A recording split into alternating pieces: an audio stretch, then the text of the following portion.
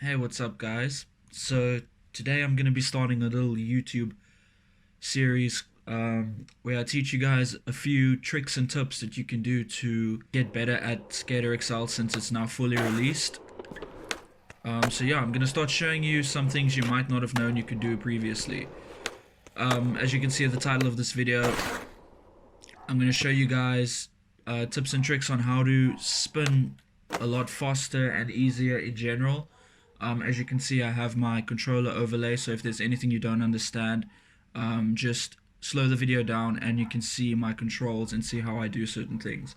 What I'm going to show you guys how to do firstly is spinning. So obviously by now you should know that the left and the right triggers, once you pop a trick, allows you to spin in the air. So if I just pop a basic ollie and click the right trigger as I ollie, I will spin just like that.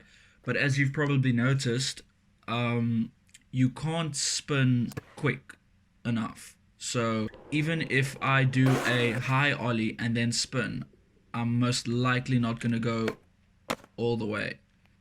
To do a 360 spin, there's a few ways to do it and a few things that you shouldn't do. So firstly, high popping is always going to help, so use both sticks. As you can see on my controller overlay, pull both sticks down, obviously, to get the high ollie. But here's something you might not have realized. When you pull both sticks down and you hold the trigger in, the right trigger in, look how his arms turn. So that's going to help you wind up for the trick, which is going to cause you to spin a lot faster. So if you bend down, wind up your arms, and then pop, he's gonna go all the way. So you just need to practice that bend down, wind, and then go. And the thing is, on flat, that's not always gonna help. So if I just bend down and wind and pop, he's still not gonna go full 360. He goes about 270. So here's another thing you need to do. When you're bending down and winding up, not only do you want to pop, but you also want to push the sticks up and around in a sort of circular motion. So just watch my controller on the screen. So I'm going to bend, wind, pop, and look how my controllers go from up here down to here. That is because what you're doing essentially is backside reverts in the air, like this.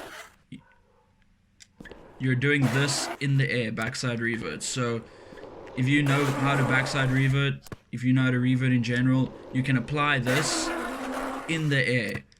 So if you ollie and revert in the air, your skater is going to turn 90 degrees. So what you have to do is combine this technique with this technique, and you're going to get a full 360.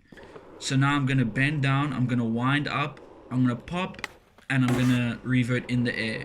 And that's going to swing your skater's body around so that you can 360 a lot easier.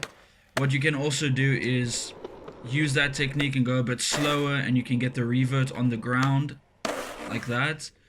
But yeah, if you want to spin quickly all the way around, you need to push your sticks fully up and then to the side, like this. So as you can see, my sticks go in a sort of circular motion from pushing the nose down into a revert motion, into a backside power slide motion.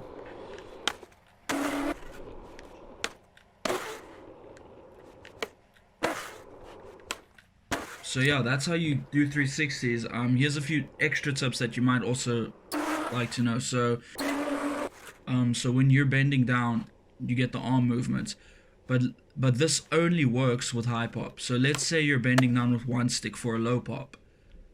As you can see, I'm pushing the triggers and his arms aren't moving. So say you want to add a bit more realism to your clips and you want that arm movement, but you also want to low pop. And this gets a bit tricky, so what you can do is...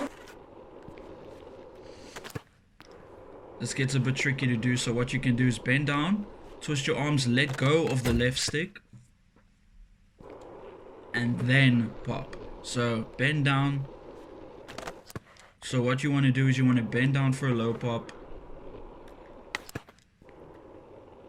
So what you want to do is you want to You want to bend down for the high pop, twist your arms, let go of the left stick, and then pop. So you're going to get a low pop with the full animation of a high pop. So let me just show you how that looks. So there I just did a low pop, and I still had the animations of my arms moving. So what I did was I bent down, twisted my arms with the right trigger, let go of the left stick so that he doesn't high pop. As you can see there, I'm letting go of the left stick. That's why his arms started coming back to normal. But then just before his arms go back to normal, you give a low pop, and he'll go all the way around.